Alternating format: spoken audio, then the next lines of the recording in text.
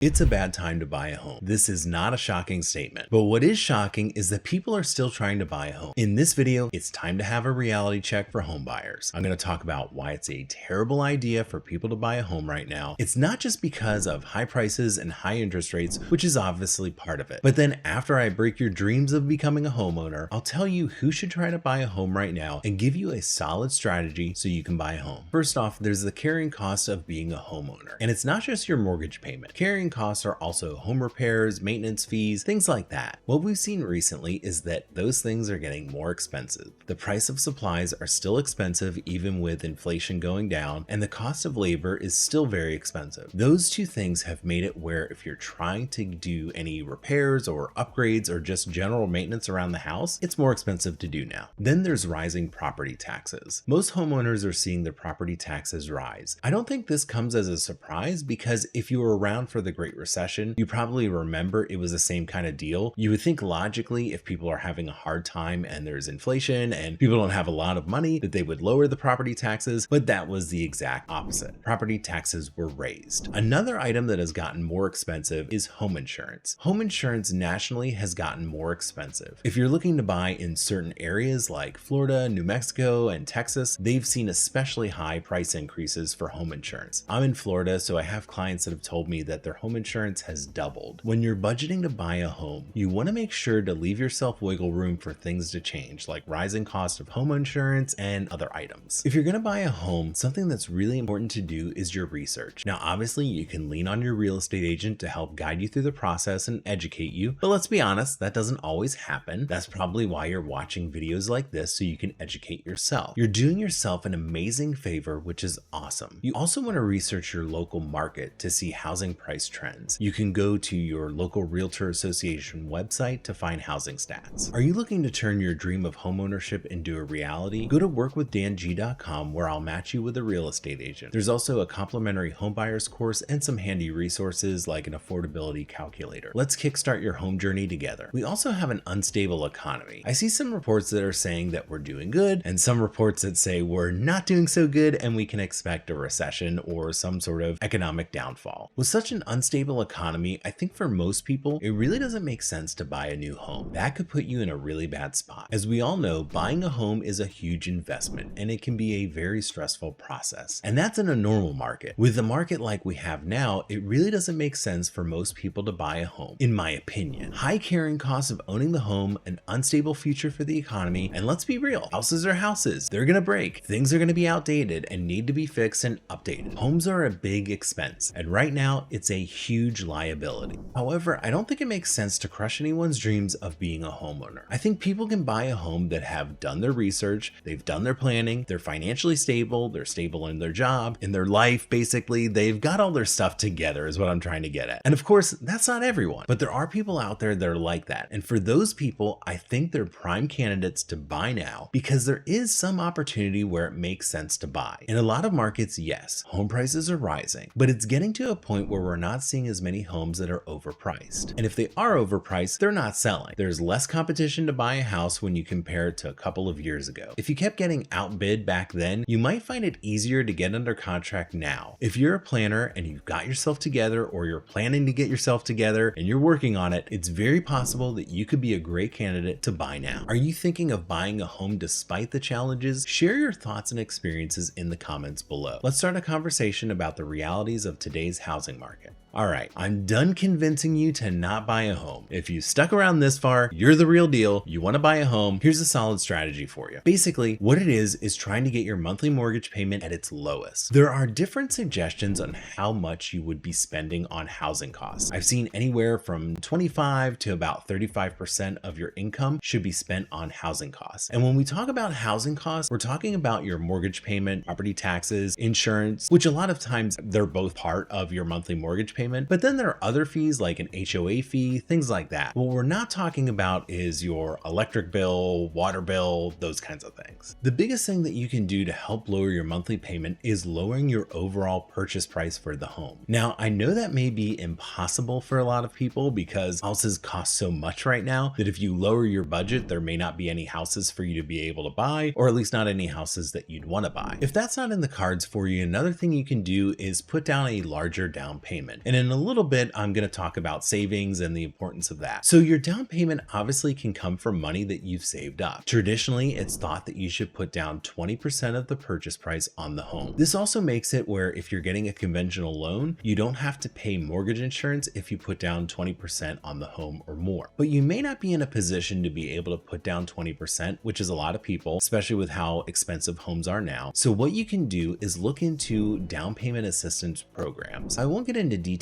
too much about these programs just because there are literally thousands of down payment assistance programs, and they vary by your county and state that you're trying to buy a home in and other factors. Typically, your lender and maybe your real estate agent will know of some down payment assistance programs for you to look into. I know where I live, there's some down payment assistance programs that will pay up to 20% of your down payment. Now, just to be clear, that's probably in the minority, but it is a thing that happens. Regardless of how much you qualify for down payment assistance, you can add that with the money you have for a down payment, and that can lower your monthly mortgage payment significantly. If you're really serious about buying a home now, having savings is really, really important. So the first step is probably doing a budget if you haven't done one already, seeing if there's ways to cut any spending costs if possible, which I know is pretty difficult now, but if you're able to, it's helpful. And then come up with a savings plan, because another thing that I would suggest you do is after you buy a home is to have savings for anything that comes up on the home, like we were talking about before, all the different carrying costs, and one of the things being